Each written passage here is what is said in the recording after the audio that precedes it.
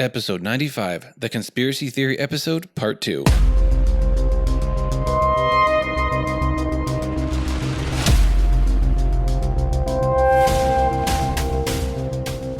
Welcome to the Visionary Variety Podcast, where we cover cool stuff like photo, video, film, books, and technology. So switch on your brain and enjoy the show.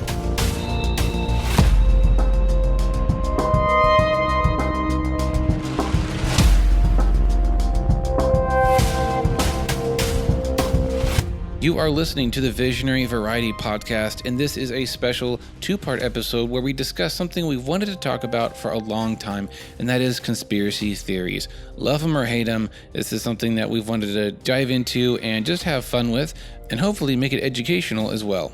Now, in the episode before this one, episode 94, we actually talked about the mentality, the mindset, the psychology behind why we believe in conspiracy theories. Why are some people so drawn to connecting the dots, to finding patterns, and the general mindset that goes along with many conspiracy theories.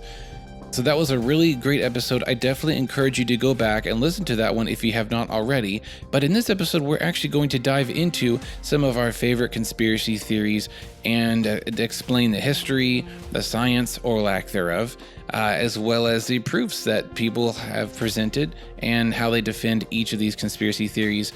I myself am going to be discussing the Illuminati, and Josh is going to be talking about the flat earth theory. And Abi León is also along for the ride in this episode and has a lot of interesting input along the way. So I hope you enjoy this episode as much as we did, and we do plan on doing this again soon. So if you have any suggestions for general topics, or perhaps in this case, conspiracy theories you'd love for us to talk about, send it in to us and we'll do our best to work it into the next time we do another conspiracy theory episode. All right, enough for me. Let's get to the actual episode. Hope you enjoy. All right, well, let's get into the conspiracy theories. I'm going to start with mine of the Illuminati. So the Illuminati has always interested me growing up. I more joked about it, just kind of like the offhanded, oh, it must be the Illuminati. You know, those darn Illuminati are at it again, controlling everything and doing this, doing that. Now, I'm joking about it as an excuse to explain things. But a lot of people actually do explain things with the Illuminati being their answer. Mm-hmm. And I don't, especially after researching it. I mean, any lingering belief in the Illuminati being legit has pretty much crumbled to pieces after doing very, very simple research in this.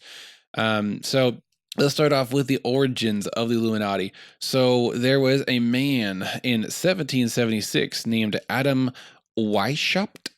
I'm going to butcher that German last name. I'm just going to call him Weishaupt, because there's a lot of different ways I could say it. So this man lived in Bosnia, and he was a professor at a school. So the organization of the Illuminati, which, by the way, was not even called the Illuminati when he first created it, but it was founded by Adam Weishaupt, a German law professor who believed strongly in the ideals of the Enlightenment, which is forward progressive thinking, not so much affected or held down by religious doctrine. He wanted to promote these ideas among his recruits, which is generally, he targeted young and educated, influential men. He did not allow women. He did not allow monks, which is a really strange specification. He did not allow others to be a part of the Illuminati that were members of other secret societies or clubs, such as the Freemasons. We'll get into that in a minute. Weishaupt wanted to educate his members in reason and philanthropy and other secular values so that they could in turn influence political decisions and bring, in his view, the world to a better place. So he did not like the influence of the church in his area and in his time. He wanted to live in a world free of, the control of religion. Yeah. And I don't necessarily know if he was a complete atheist, but he just wanted everyday life and political decisions to not be swayed by religion. He wanted a complete separation of church and state. And so he set out to make an organization that would, this sounds really creepy and dark, but it would infiltrate and would slowly, influence political decisions to take the world to a better place, like I said earlier. So he tried to join the Freemasons because he had ideas and, dreams and aspirations of what he saw the world should be. Mm-hmm. So I guess he tried to join the Freemasons first, but first of all, he couldn't afford it. It cost too much to join. But also, he didn't agree with a lot of the things the Freemasons believed. There is differences. There's major differences between the Illuminati and the Freemasons.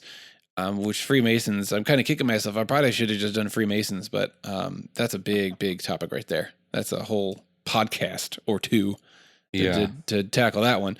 But yeah, so he couldn't and didn't want to join the Freemasons at a certain point. So that's when he branched off and made his own little club. They had their very first meeting in a forest. Couldn't get any creepier than that. And there was, I think, 4 other men aside from himself that were the very first, original members.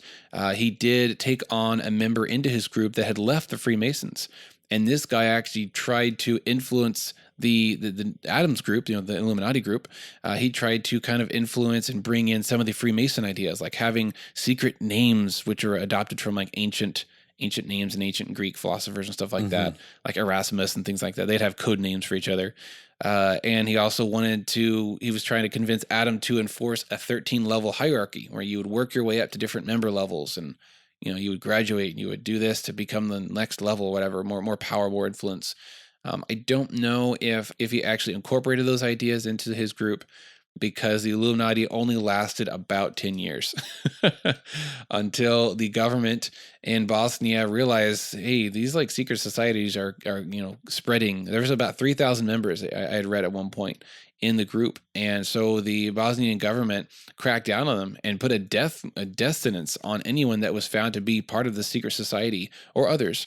And it basically just kind of dismantled the Illuminati right then and there. Things just disappeared, broke apart. I don't know what Adam Weishaupt did after that. I think he actually fled. He had to move because of that issue. He could have died if they caught him. So he escaped. And now the conspiracy theorists that want to believe in the Illuminati will say, it didn't actually die. It went into hiding, or he started working underground, went more secretive, things like that. But we don't really see any traces of the Illuminati after that point until we get into modern times, which we're going to zoom forwards to the 1960s. Playboy magazine. You probably didn't expect this coming up. No. There were 2 writers that worked for Playboy, Robert Anton Wilson and Carrie Thornley, and they began to write letters to the magazine itself. So they worked for the magazine, they worked for Playboy, but they would write in letters pretending to be fans of different names, I'm assuming, different pseudonyms, and they would write letters about the Illuminati and different theories of like, what about this? Or have you heard about, the JFK being connected to this and that? And they really just wanted to stir up attention for the magazine. It was just kind of a marketing ploy. I'd also read other places that at least just Robert Wilson believed in this Discordianism, which is like this weird kind of pseudo religion that believed in sowing discord and chaos into society in order to stir up people's realization of reality and to further the progress of ideas and things like that. It's kind of a weird abstract concept to me. But yeah, Discordianism, look that up if you're interested in that. And so one of the ways that he went about achieving this goal was by writing in false letters and, even contradicting letters about these different groups of the Illuminati and different, government cover-ups and things like that happening. So they would write articles in Playboy addressing these topics, saying, "Oh, so-and-so member wrote this." It was really just him. And it was pretty weird, you wouldn't think that a little marketing gimmick to write some, wacky articles in Playboy would have spread through the decades and become one of the most well-known conspiracy theories of all time. But here we are. I think pop culture has even retconned it back into like the 1800s. So when you said that there was, for example, Jack the Ripper, he was part of the Illuminati to get rid of, of course, the king's kids being mothered by these prostitutes or the king's son and all this stuff. So I think pop culture has retconned it into history, like revisionist, going back into history. Oh, that was the Illuminati, John Wilkes Booth was part of the Illuminati to get rid of, Abraham Lincoln because he was against free, all this stuff. And yeah, you definitely see a lot of that, the going back and reattributing things. Yeah, contributing things to, see, it's there, there it is, and the all-seeing eye and all that stuff. And talking about pop culture, you've got Jay-Z and Beyonce. They're supposedly part of the Illuminati. I mean, Jay-Z, he's got his Rockefeller record label. Their symbol is he puts his hands up and kind of makes the triangle shape with his pointer fingers and his thumbs, pyramid, and so, which is the symbol of the Illuminati. And they're like, oh, there you go, he's throwing up the symbol, and so is Beyonce, and all this. So yeah. Yeah, no, I had also read that the Illuminati aren't originally connected with anything regarding the eye or the pyramid. Those things may have been attributed to them throughout time, just in the previous decades of it kind of coming back to life, the Illuminati idea. Yeah. So back to these authors with way too much time on their hand, Robert and Carrie, working for Playboy, mind you. They ended up writing a sci-fi trilogy called the Illuminatus trilogy. You probably guessed it. It explains all the things that the Illuminati did throughout history. I honestly want to listen to it. I'm curious, just for entertainment value. But it's kind of like a Dan Brown thing where these guys either gather ideas and write a piece of entertainment, but readers say, oh, but there's truth in this. Even when the author, like Dan Brown, strictly says in the beginning of his book, there are events and pieces of history and documents that are fictitiously created for the story. But we don't want, the diehard fans don't want to remember that. Yes, but they still want to believe it. So they say, oh yeah, Dan Brown, this and that. Yeah, so I don't know the Illuminatus trilogy, if it goes about telling a speculative history story or if it's more entertainment. I don't know what take it takes on life. That's why I'm curious about it, to see what the angle is. But I have a hard time believing anyone that's explaining, oh, this is how life really is, when they've actually have a career of writing sci-fi books like L. Ron Hubbard. Scientology. Yeah. He basically turned his failed pulp fiction sci-fi career into a really equally bad sci-fi religion. Yeah. Side note, did you know that L. Ron Hubbard actually holds the Guinness Book of World Records for the most books published? Because he published them himself. And so they technically were published. And at last check, he holds the Guinness Book of World Record. Wow. So back to revisionist history. Throughout modern decades, the Illuminati has been vilified as various groups that the person vilifying them as doesn't like. For example, in the 20s, fascists believed that the Illuminatis were actually Jews because they didn't like Jews.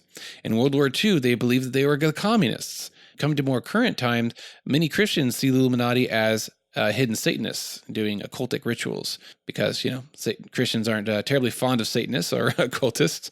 And they just kind of warped, their identity kind of flows with the times and it becomes whoever we want to hate. That to me is kind of a very, very weak point in the theory of the Illuminati being a secret society, is that who are they? Well, it depends on what decade you're in, They just keep shifting and changing to whoever we want to make the bad guy. And there's been a lot of different theories about who they are. I have personally always imagined them as being like secret robed, old white guys that are controlling the government somehow from like a stone, hidden temple underground or something crazy like that. The more accepted theory about who the Illuminati actually is as rich people controlling policies and celebrities, governmental leaders, people doing things like that that are involved in big companies and things like that. They're also seen as an elite group that has infiltrated the world governments and are swaying things towards a one world order. And also, they've been aliens.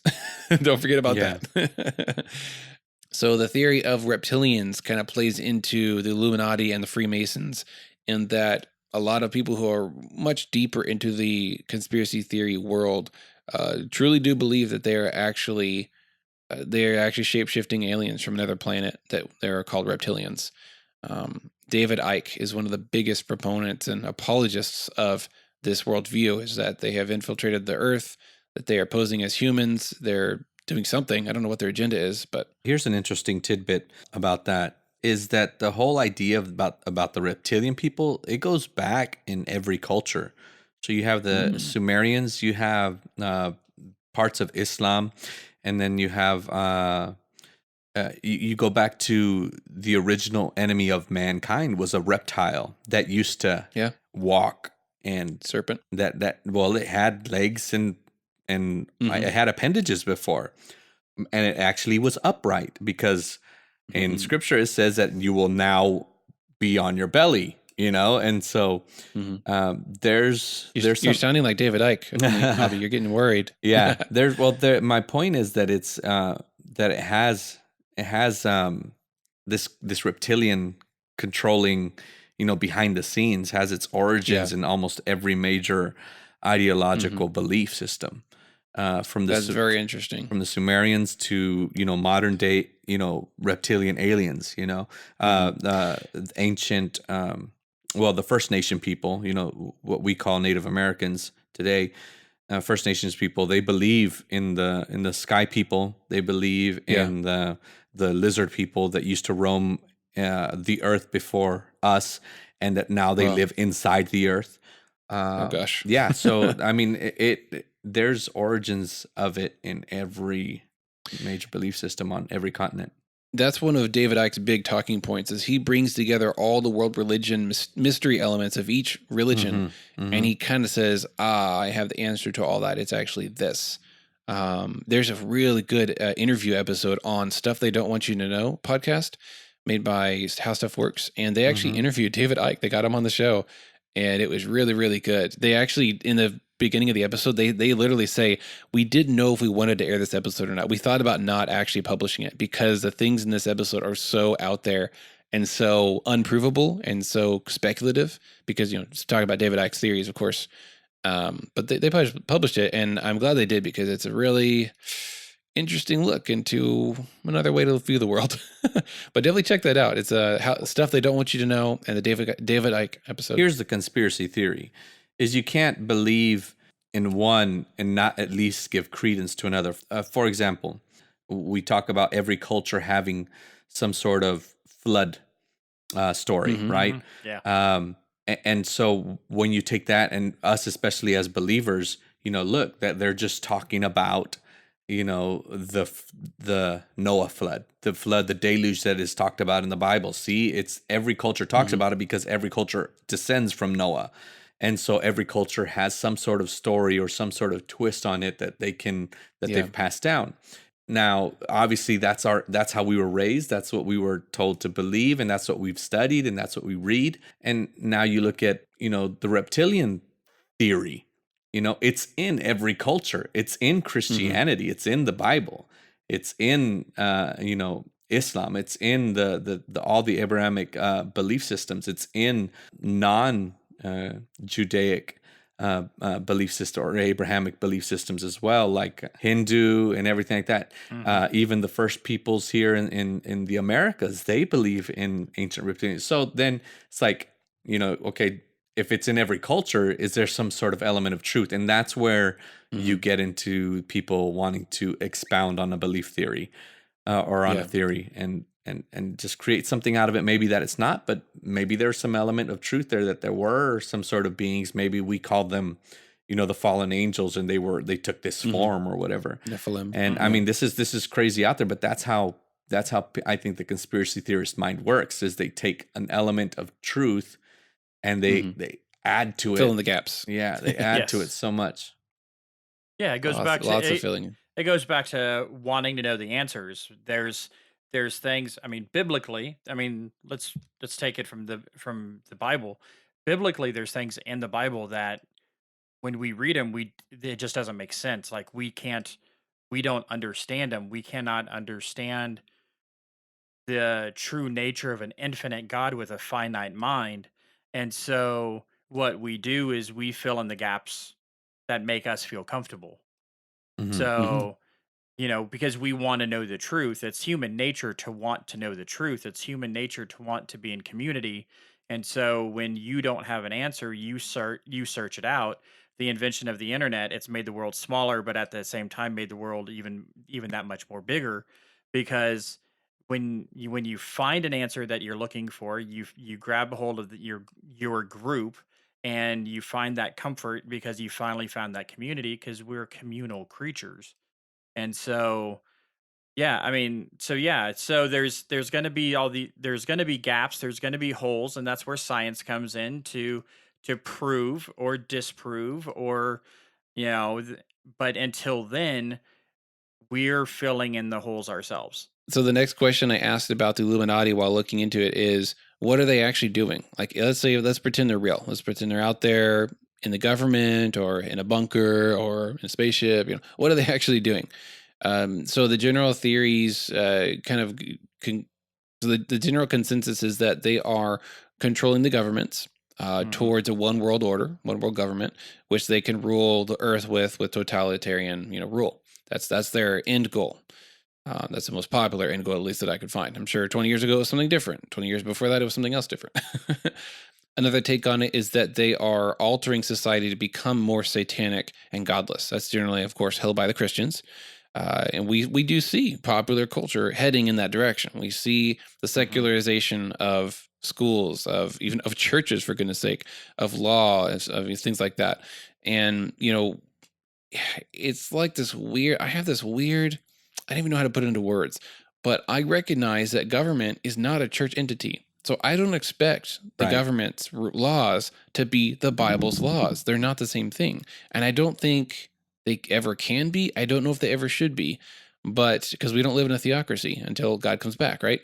But it's weird because I understand why secular culture is getting more and more secular and becoming more godless, because it doesn't have a connection with God. The people inside those societies are the connections to God that should be there, whether they are or they aren't.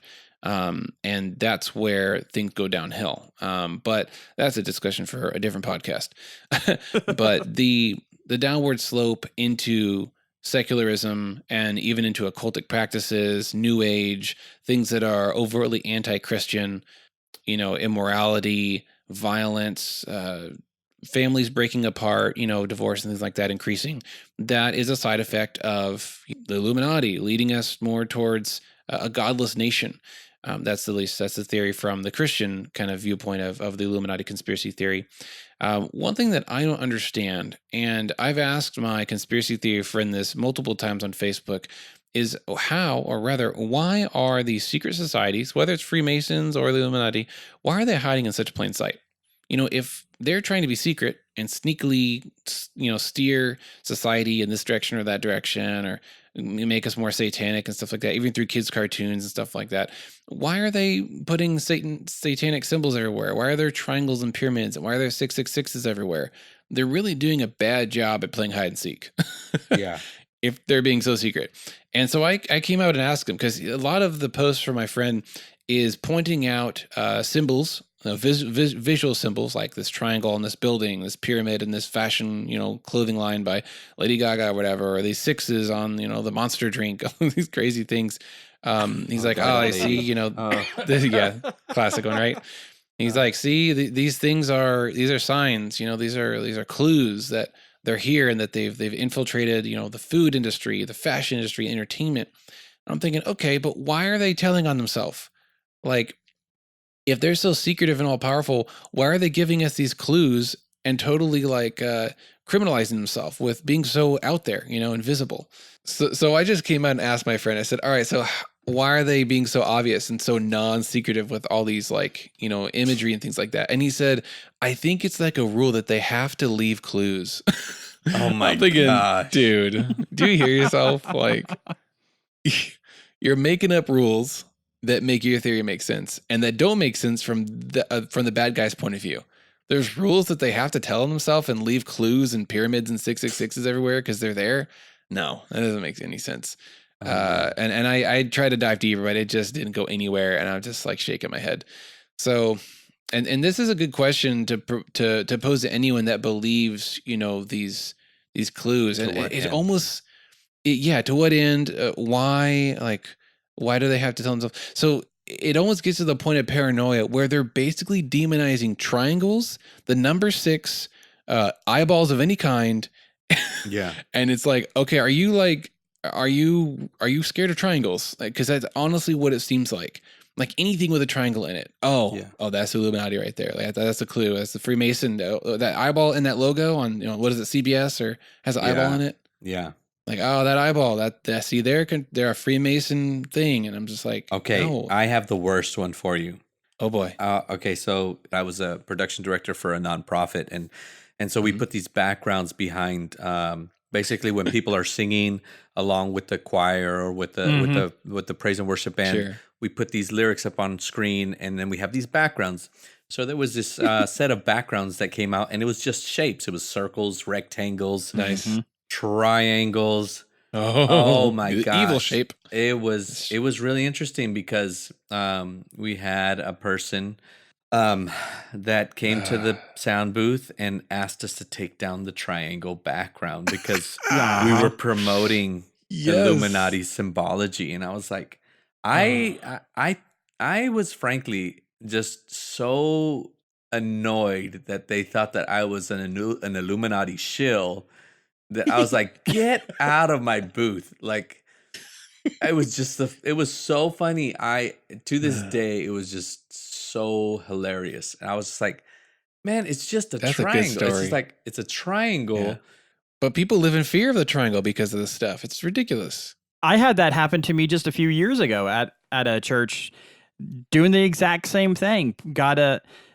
I forgot what company we got the motion backgrounds from. I know. I could tell you which CMG? company it was. Yeah, It was yeah, it was CMG. CMG, It was probably the same pack. CMG, they run the market.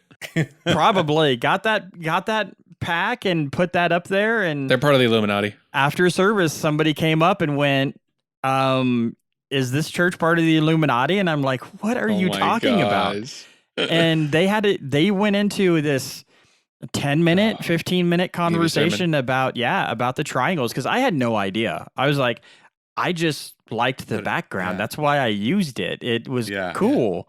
I mean, but they're like, nah, if this church is part of the Illuminati, I'm going to leave and I'm going to find another church. Gosh. I'm like, Seriously thought that the was... door's right there. I mean, but of course, the way my attitude worked, like every time from that point on, I try to use something with a triangle in it somewhere. Put an eye on the middle just for fun. Yeah. Yeah. Full circle. I thought about it, but that one, the person probably would have run screaming out of the church. I'm worshiping Satan and I don't even want to.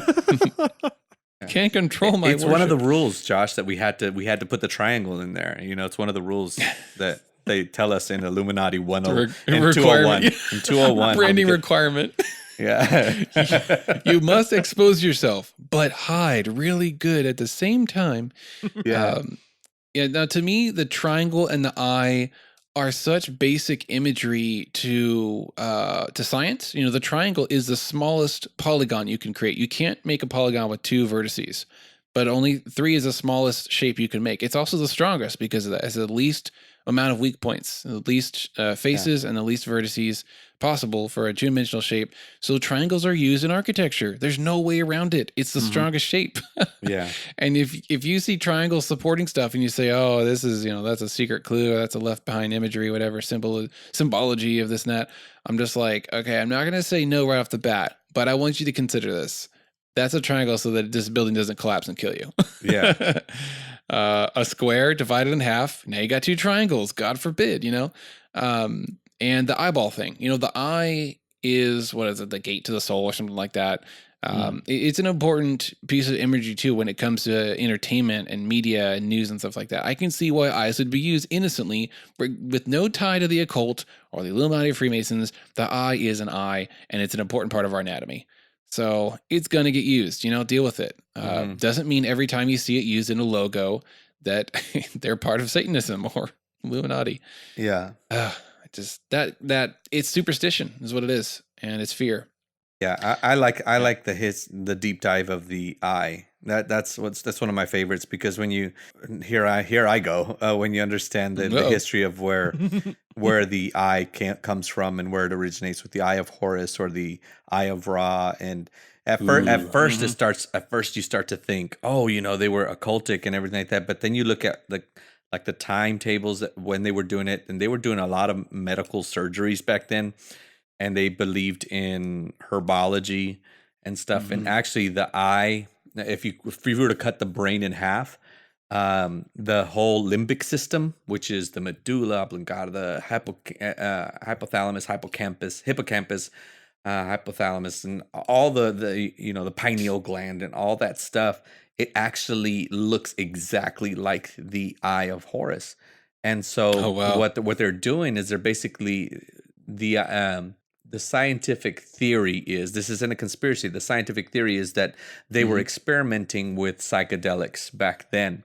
That's why they had so much color. That's why they had so much creativity. That's why, because they were always experimenting with, expanding knowledge and expanding experiences, outside of just things that were tangible. So that move that forward throughout the ages, and you see in the first church times from like 300 300 AD forward into about 1500, you see the pine cone being used a lot. And the pine cone is actually, it relates to the pineal gland, which you outlined earlier, and which is where we get, where our brain fills in the gaps. So it's the gap filler gland, I guess you could say, to one extent.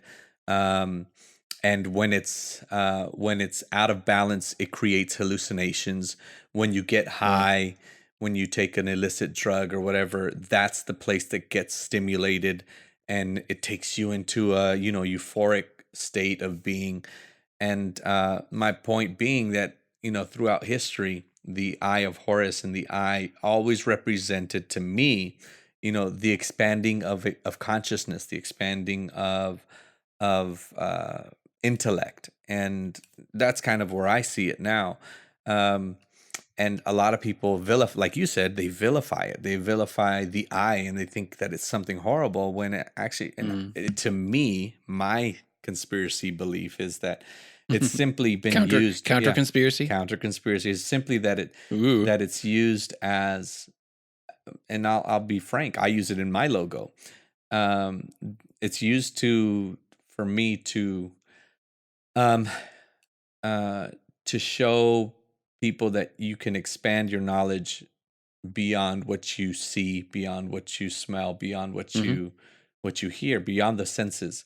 And I think that's, I don't know the origins of the CBS logo, but if you think about it in the sense that it's a news outlet, it started out as a news outlet, their whole idea is to expand community knowledge, to inform people. And so, Cool. So, that's great. Thanks for sharing that. That's really interesting stuff. I don't know about the brain and the Eye of Horus. That's cool. So I found an interesting statistic. According to a 2013 survey by a public policy polling, 28% of U.S. voters believe that a secretive power elite with a globalist agenda is conspiring to eventually rule the world through an authoritarian global government. So that's almost a third, and that was in 2013. It's really interesting to me, and sometimes shocking, but mostly interesting, how many people believe in various conspiracy theories. I encourage you to do a post on Facebook. I just came out and asked, hey, what are your favorite conspiracy theories that you believe, that interest you, or that you think are ridiculous? Just share them in the comments, and it was a huge post. I mean, it just blew up. It was very fun and interesting to read. Some things I'd never heard of. Just to end my little thing about the Illuminati, some of the wilder theories out there include that the Illuminati is replacing celebrities with clones. You heard me right. They're swapping out celebrities with brainwashed clones to continue their agenda, which is a lot of stuff, but also kind of nothing at the same time. Brainwashing the youth, bringing culture down to a satanic, occultic, secular, godless, culture. Just dumbing down people through entertainment, you name it. There's so many agendas they can slap on this thing. It's ridiculous. But yeah, there's a fully fledged adult grown in a test tube cloning technology out there somehow. And Alex Jones is crazy. You think at first that he's just rambling and he's going off, but if you slow him down and you slow down his thoughts, what's interesting is he was on the Joe Rogan podcast last year, and the stuff he was saying was just ridiculous. I mean, actually, it was earlier this year.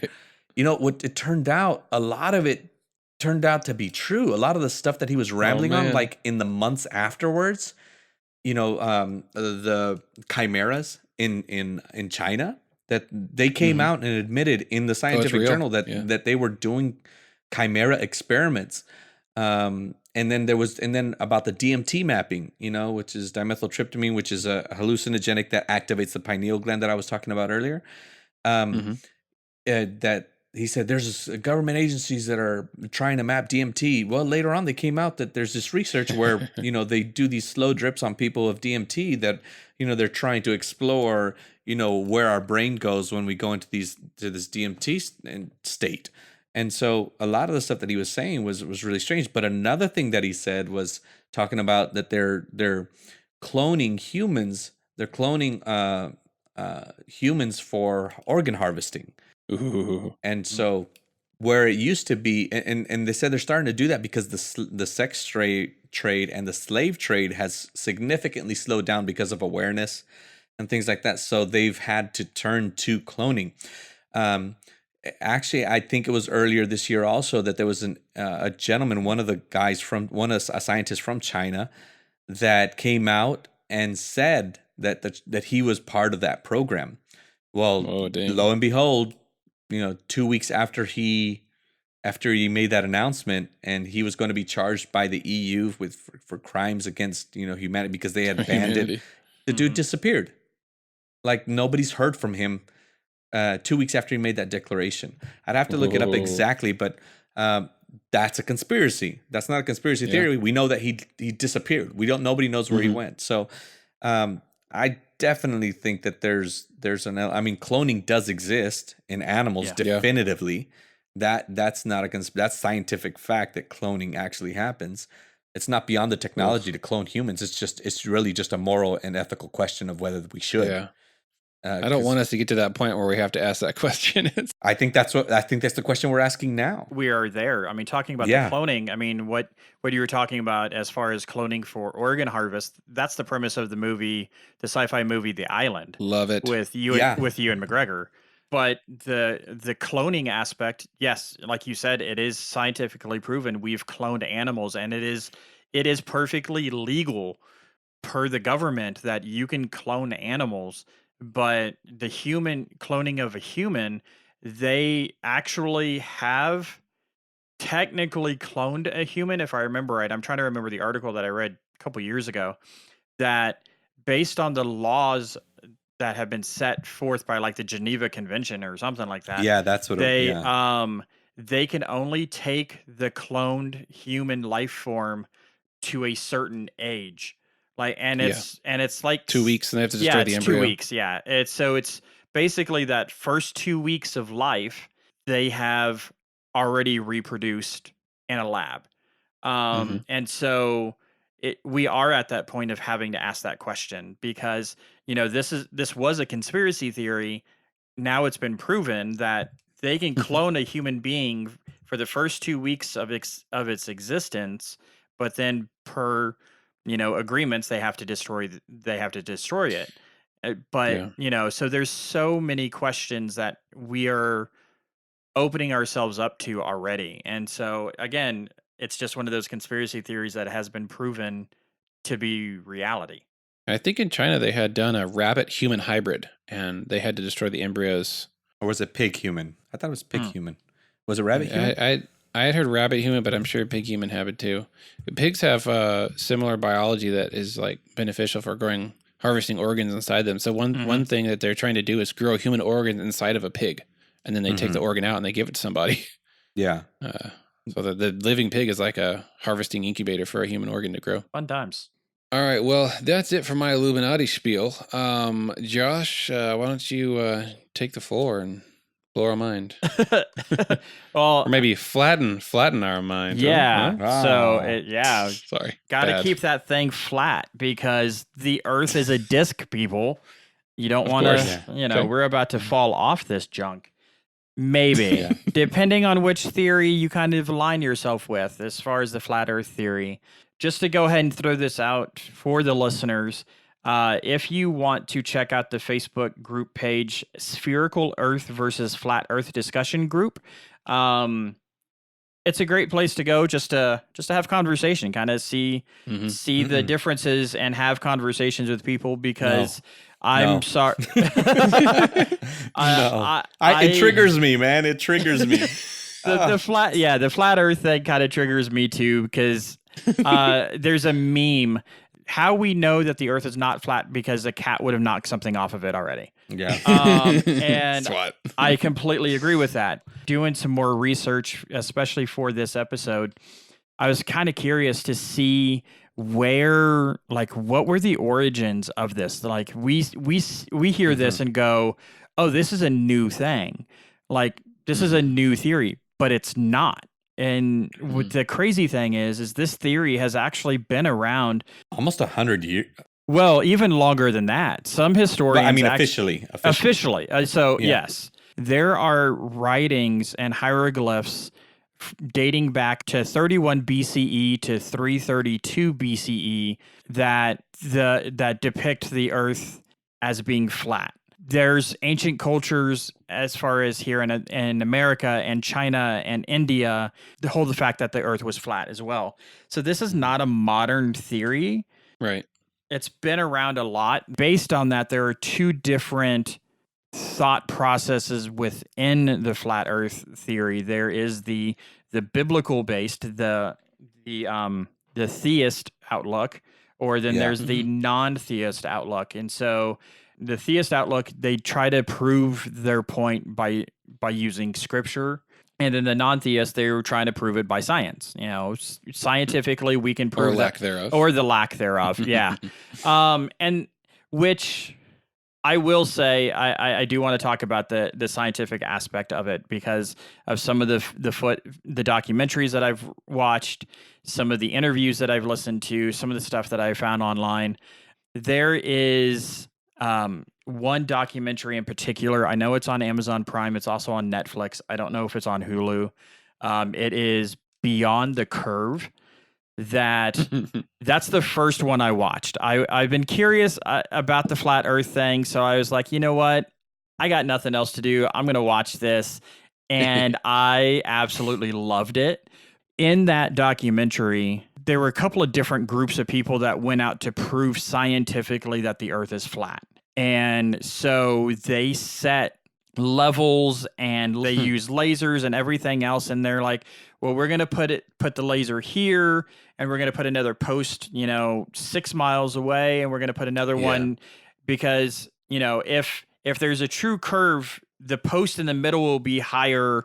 Where the laser hits the post in the middle will be higher than it does on the two ends. And so in the documentary, they show it and they go, oh, it's higher. Oh, shoot. It's not hitting the same spot. And they're like, well, this device must be broken. We need to raise money and buy the new, this $40,000. It's the gyroscope that measures the turn. Yeah. The fact that they were doing the scientific experiments themselves with their own equipment, and everything that they found was proving that there's a curve to the Earth, but they were still not willing to accept their own results, is what really just got me. Because it's one of those deals where it's like, I understand, hey, questioning things is never a bad thing, because when you question things, you research things, that's where you try to find the truth of the matter. And finding truth is always a good thing. We're all faith-based people, and, hold our faith very strong and very close to our hearts. And I dare say our faith almost defines us.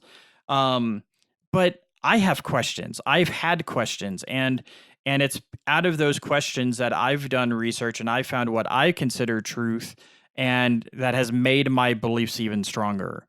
But if at any time, because I had the open mind of at any time during this process, if I find something that is truth that contradicts what I'm trying to discover, then I have to be willing to accept truth. If it's truly true. It's not your bias or whatever. Exactly. And both groups that went out to do these experiments had the exact same results, had the exact same decision of, this must be wrong, this must be broken, I have to do it again, I have to have a better example. The big thing is, well, when I walk outside my house and I look out, I don't see the curve of the Earth. All I see is flat, or, the bottom of the clouds are flat, or, it's just the whole flat Earth thing. I'm almost at a loss for words because it does flabbergast me so much. Yeah. It frustrates me because I love science so much. As much of a faith-based, Bible-believing Christian as I am, I have a huge love and respect and interest in science.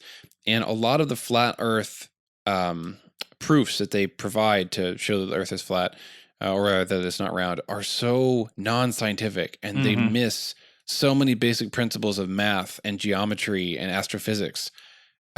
it's just it frustrates me. It really does. And you try to explain these basic principles that we learned in 7th grade that are not lies given by the NASA, but they're actually like fundamental pieces of physics or chemistry or whatever.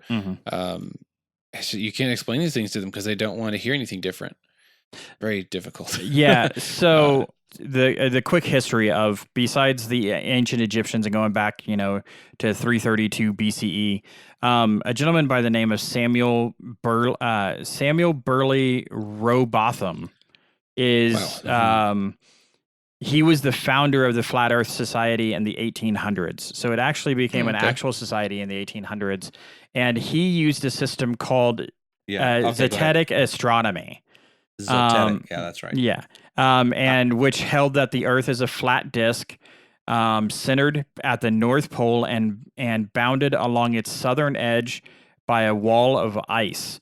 So what they believe is the North Pole is the center of the world of Earth, and Antarctica is what surrounds us. That the world keeps in the water. Yeah, it keeps in the water, that there's no edge, so you can't sail to the edge and fall off like some explorers in the 1700s, 1600s, stuff like that. They actually felt that you could sail to the edge of the Earth and fall off. The Pirates of the Caribbean. Yes, Pirates of the Caribbean. Flat Earthers believe that there's a wall of ice, so a la Game of Thrones.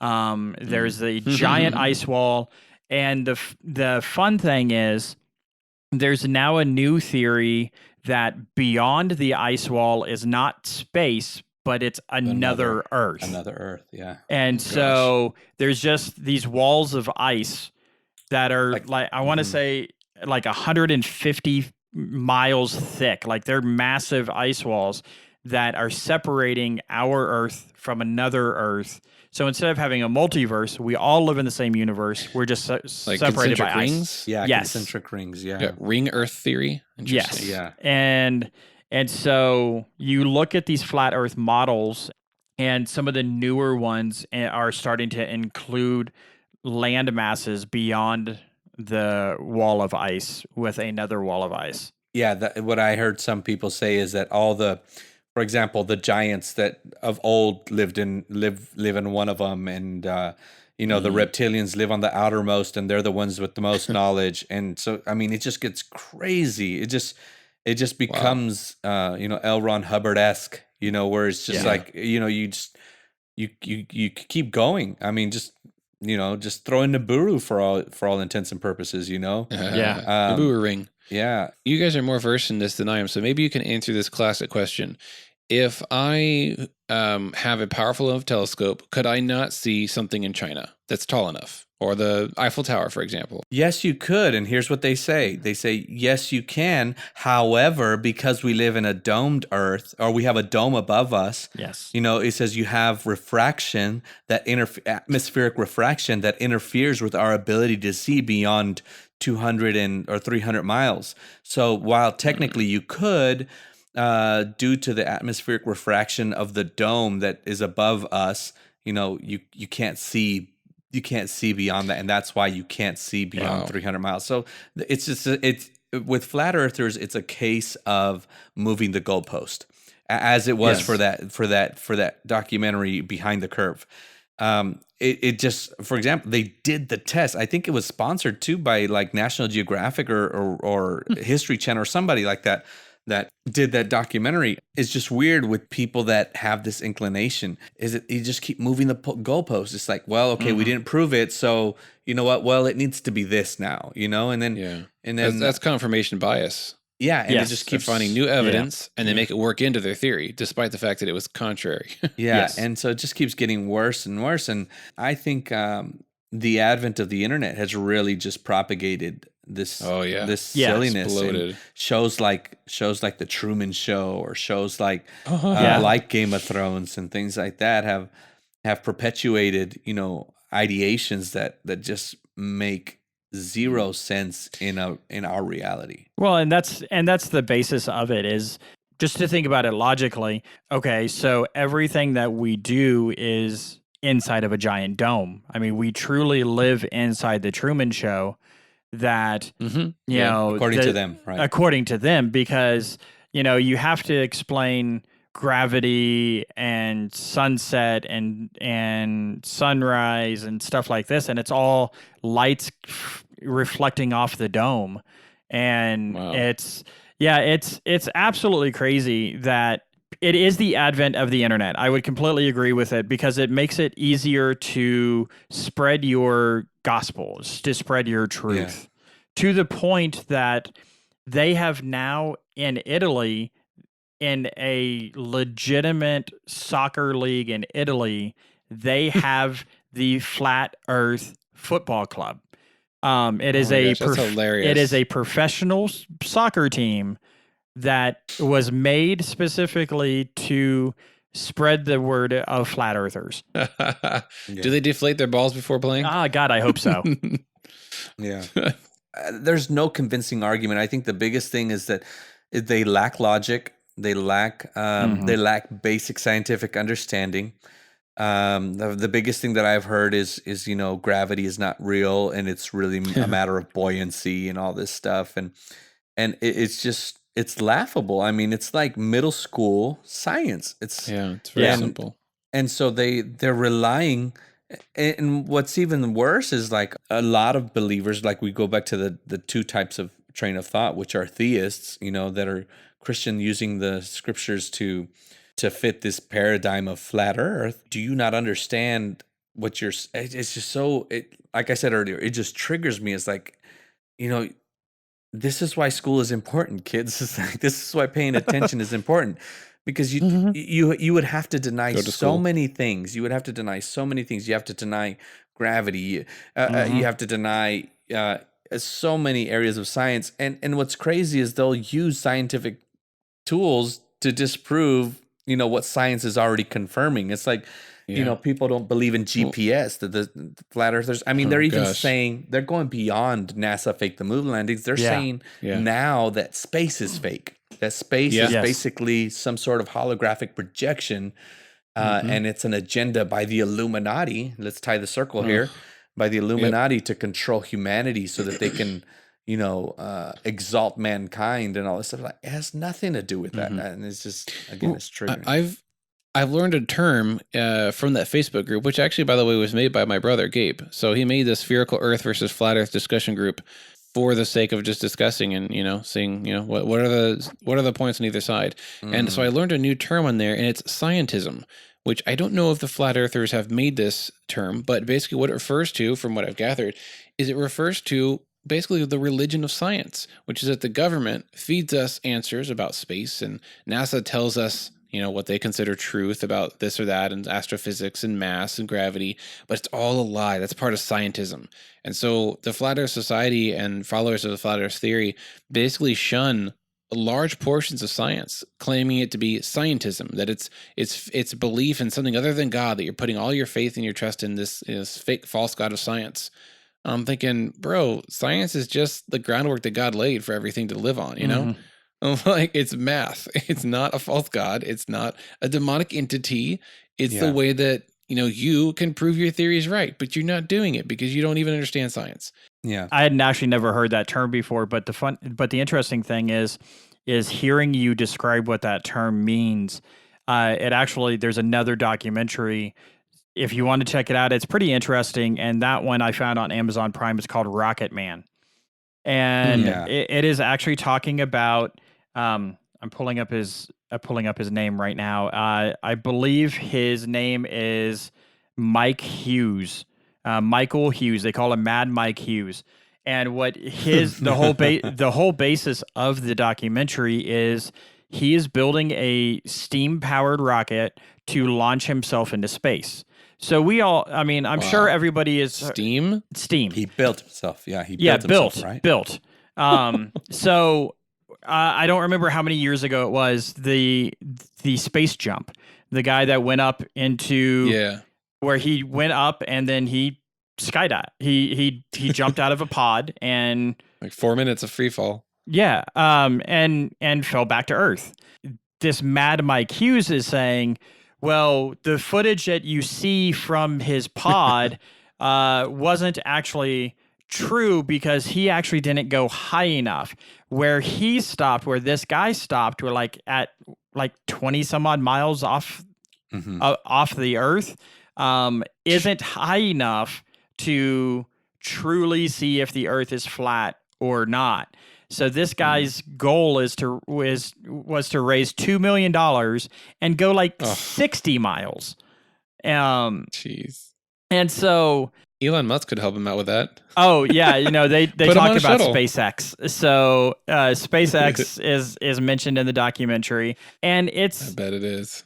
But throughout, it's interesting. One of the guys that's with him considers himself a Christian. He's quoting scripture. He's using the King James Bible and some of the scripture to say, well, hey, it says here that the earth is fixed, that, you know, it's flat, and this scripture proves that. And they basically start talking about how the government is spoon feeding exactly what you just said. This scientism. That of course NASA wants to keep this under wraps. They don't want us to know because we dump billions of dollars a year into NASA. I mean, it's all a money grab. That was my next question: is why? What is the benefit? And what is the intent of the government hiding and NASA hiding the truth of the flat Earth from us? What do they get out of it? Money. What I've heard, what I've listened to, some of them is just control of humanity and power and just behavior modification. Ultimately, it's just a few people at the top devising these grand schemes to control humanity for their own purposes. Flat Earth is a gateway drug to other conspiracy theories. They'll say, okay, they're part of the Illuminati, trying to control us. And that what they're trying to do is they're trying to live for thousands of years so that they can go and explore. You know, they want to push this agenda. So, I mean, it just keeps going. It just keeps going as to why they're trying to perpetuate this this idea. This cover up. So control. It just boils down to that. Yeah. I wish that either Elon Musk or NASA would foot the bill and put maybe 2 or 3 of the most influential flat earthers on some kind of shuttle to go up high enough, go around the Earth and come back and land. Like, what do you think that would do? There's already been that offer. They've already made that offer, and they say no because they're just gonna project screens? me. They're just gonna project stuff into my eyes and stuff. Oh my gosh. And so there's no winning. The other thing is, like, there was one guy who put up $10,000 to have him trek Antarctica. It's like, look, we'll trek Antarctica, go across it. And it just recently happened. Actually, one guy died, and then his partner, not the flat earthers, just one guy did a solo trek, and this was like recently, like within the last year. That this is actually accomplished, a solo trek across Antarctica, the full like 1,200 miles or something like that. And flat earthers are over here just calling it a hoax. It's like, why would somebody, die for a hoax? It just doesn't make any sense. It's not only triggering, but it's also insulting to the memory of what he tried to do. It's like this is where one of my favorite flat earth debunkers, Simon Dan, he says, it's just disrespectful and hurtful to the memory of real people. He says it's one thing to purport your ideas and to try to come up with reasons for why you believe what you believe, but when you start insulting other people for the sake of your idea, when you start just defaming and slandering and being libelous, it's like you enter into a totally different territory.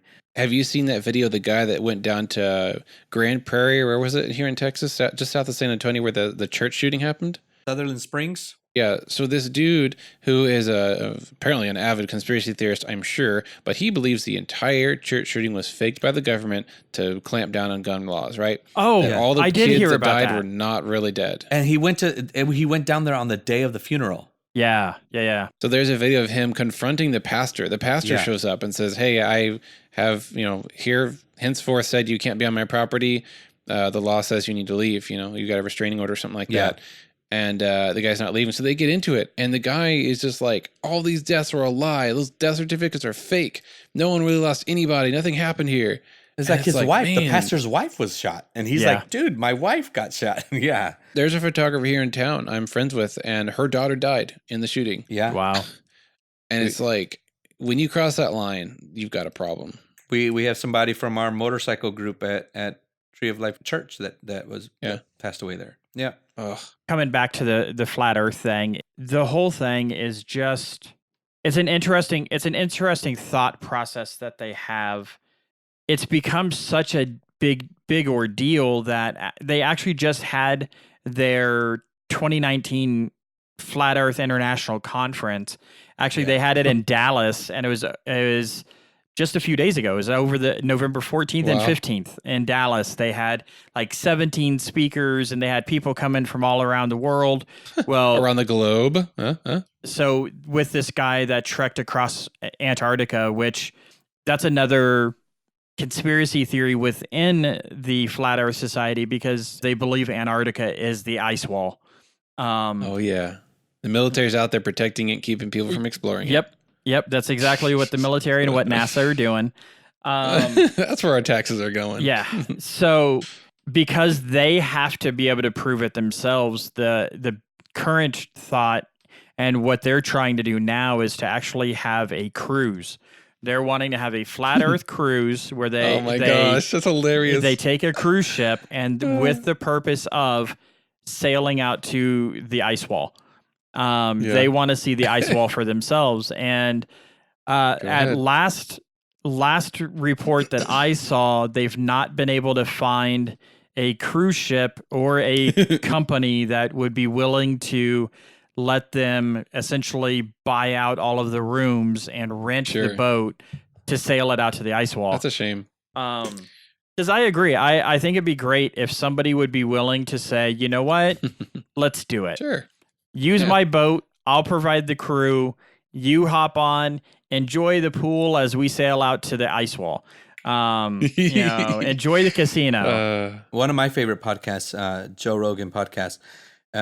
He has a guest, a friend of his that's a guest. His name is Eddie Bravo. He's a UFC fighter that's a huge, adamant flat earther, and he said, "Hey man," he says, "I'll send you to Antarctica. Like, hey, you just tell me when. I'll pay for it. I'll pay for the crew. I'll pay for everything." He says, "If you're willing to go to Antarctica," he says, "I'll pay for it." Joe Rogan, and Joe Rogan's a multi-millionaire. Oh, so it makes like 20,000 per episode. It's ridiculous. Yeah, and I mean hundreds of millions of downloads, and so the dude is worth $300 million or something like that.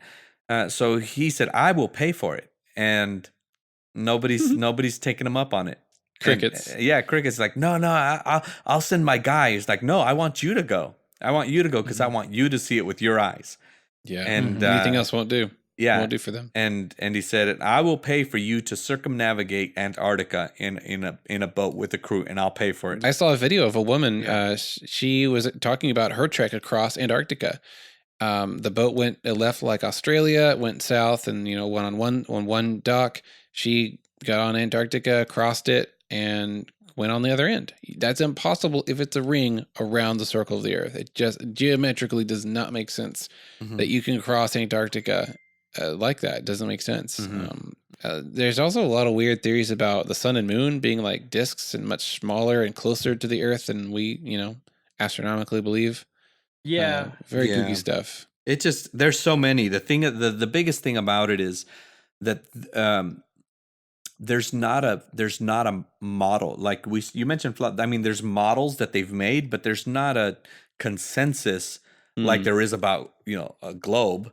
There's or the oblate spheroid that's consistent with all the measurements that science takes, that powers our technology and our satellites and our GPS, seasons and all that. There is no flat Earth model that can make sense of the technology that we have, of the things, the navigation that we have. It just, they don't have geometry, the seasons. Nobody can come up with one. There is no flat Earth model. Now, do they believe that other planets are also flat? So I will read this off of the Flat Earth Society website. Planets are orbiting astronomical objects. The Earth is not a planet by definition, as it sits at the center of our solar system, above which the planets and the sun revolve. The Earth's uniqueness, fundamental differences, and centrality makes any comparison to other nearby celestial bodies insufficient, like comparing basketballs to the court on which they bounce. There you go. That's their definition. That's why if the planets are round, why isn't the Earth? That's their answer. They used a lot of fancy words not to answer the question. In the words of Owen Wilson, wow. Yeah. Wow. Okay, so I actually saw an episode of a flat Earth debunker called Conspiracy Cats that was just debunking yeah, and he was debunking a lady who tried to explain why it looks like the sun is going down, and it was just so convoluted. It just didn't even make sense. It said that because of the refraction off of the water, the mirage that it kind of creates, when it's closer to the water, the only light that can get to us because of the thicker atmosphere down towards the bottom, the light from the top of the sun reaches us first, so that's why you don't see it. I mean, it really was really hard to explain. So convoluted. Yeah, and so she's saying that's why you don't see the light from the bottom half of the sun, because it's being blocked by the thick atmosphere and the water molecules that are close to the water. Well, Conspiracy Cats was talking about, well, what about when it's over land? There's no water there. And so what about people that see it going over land? And so there's absolutely zero conversation that she could have about that. They're just making up rules of optics and atmosphere that don't correspond to anything we can observe. For sure. And it also proves, because I'll read something else off of the Flat Earth Society website that I just came across as far as the sun setting. It just proves that even within their own group, they can't come up with a definite answer. A single consensus. Yeah, they don't have any consensus. So the day and night cycles are easily explained on a flat Earth. The sun moves in circles around the North Pole. When it's over your head, it's day. When it's not, it's night. The light of the sun is confined to a limited area, and it acts like a spotlight upon the Earth. And they have a picture, and it's basically it shines downwards. Yeah, it's a spotlight that shines directly downward. Almost center is where the moon is, and then the sun is kind of on the side, and the sun rotates around the side of it, acting as that spotlight, and the moon is more towards the top. So when kind of off-centered from when the sun is on the other side of the dome, we see the moon, if that makes any sense. It doesn't, and that's the biggest problem. That's the biggest problem. I mean, we're trying to because we're all logical people, Josh, Daniel, and myself, it just makes zero sense. Like none of it makes sense. Like they're like, oh, well, trust your eyes. Look at this and look at that, and just do the experiments. I'm like, if you just think about it, classic line right there. I'm like, no, it doesn't work like that. I wish astrophysics was that simple. It's just trust your eyes. It doesn't work like that. And is. Oh God, my brain hurts. Sorry about that. Do they have any theory or explanation for gravity or why we stay where we are? Gravity does not exist. It's buoyancy. So things with more density, it's buoyancy and density. Things with more density, as far as mass is concerned, are lower to the ground, and things with less density go up.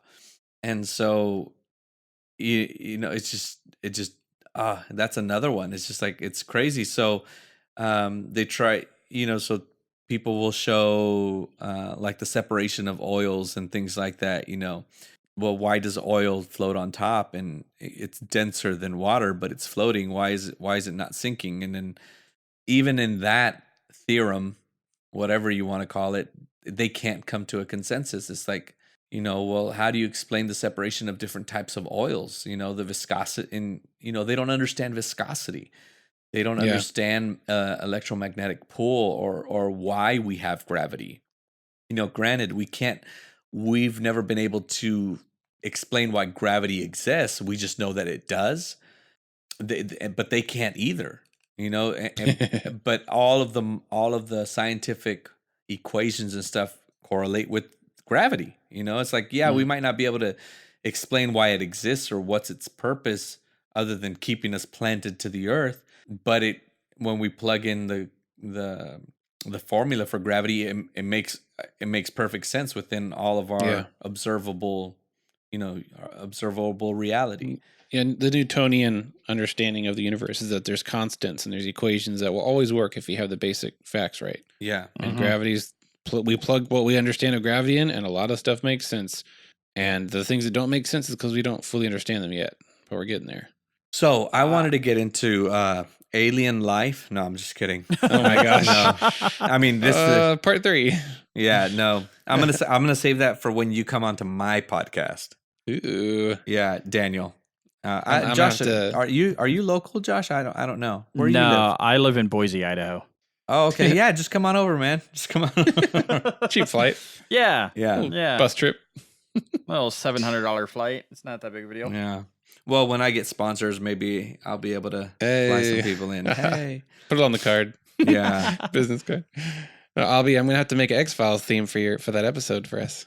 Yeah, let's do it. Yeah, that's actually one of the conspiracy theories that I wholeheartedly favor. I believe in extraterrestrial life, and I'm not afraid of saying it. But I have reasons both biblically and scientifically to. Awesome. But again, that's I mean, we've already been going for 2 hours, so that would literally add another hour to our podcast. So that would be a part 3. Yeah, no, there's a couple of them. I mean, we kind of touched on the JFK assassination. Don't get me started on that one, and the Adolf Hitler thing for sure. It's and I say this with a lot of trepidation. It's fun in the sense that all the data and all the FBI things that have been declassified as of late, are showing that he did go to Argentina. Yeah, the declassified FBI file was put out on the FBI website, and I downloaded the thing. So before it disappeared. Yeah. We don't know what happened. What file? Yeah. Very cool. Well, Josh, did you have anything else about flat Earth or? No, just I agree. My head hurts now. So yeah, we're all gonna need some Advil after this. Yeah, something, or something. Yeah. Awesome. Well, thank you guys so much for doing all the homework and get all the headaches and the frustration and learning these things. Well, I'm hoping to make this maybe a semi-regular or a reoccurring episode. Maybe like every season we can come back and do a different theory or something else we learned. Well, there's so much. There really is. I mean, there's channels dedicated to solely conspiracy theories. And podcasts, right? And they're all good. Yeah, totally. Yeah, if you want to check out some other podcasts, I got 2 that I recommend. The first is Lizard People. It is a comedy podcast, mind you, that comedically and sometimes satirically discusses and debates different conspiracy theories. So it's hosted by a stand-up comedian, and she basically has other comedians come on her show for each episode, and they defend and propose a theory. And it is hilarious, very raunchy, not for the faint of heart in many cases. But boy, it is a good laugh. And then the second one is Stuff They Don't Want You to Know, which is much more serious, very factual. I really like and respect their dedication to fact. They'll say straight up when something is speculation or, woo-woo, they'll say it. But for the most part, they really stick to the facts that can be researched and cited. And I love that show. It's very fun. You guys have any other podcasts along those lines? There's Shane Austin. He's a YouTuber. He was kind of more melodramatic YouTuber, started a long time ago, but he said that one of the reasons that he started the podcast was his video blogs was he wanted to explore conspiracy theories. Shane Dawson, 37 million views, and he started. Wow. Yeah, he started another one, Mind Blowing Conspiracy Theories, 32 million views. I mean, it's really, really well received. So, yeah. Cool. Shane Dawson. Okay, well, thanks again, guys, for being on the episode. For you listeners out there, I hope you have enjoyed these episodes. And if you have any suggestions into something you'd like us to look into in the future, you can write us anytime at tvvpodcast@gmail.com, or you can comment on any of our social medias or message us there on Facebook, Instagram, or YouTube. And we'd love to hear from you guys. What are your favorite conspiracy theories? What's one that you believe in? What's one that you laugh at? Be nice, you know. We try to be respectful, but we would love to hear back from you guys. Let us know what you thought about this show. And thanks for listening. We look forward to being in your ears next week. If you like this show, be sure to subscribe on your favorite podcast app. You could also find our previous episodes there and listen whenever you want. We love to hear from our listeners, so if you have any comments or suggestions for future episodes, you can reach us at tvvpodcast@gmail.com. Thanks for listening and have a great week.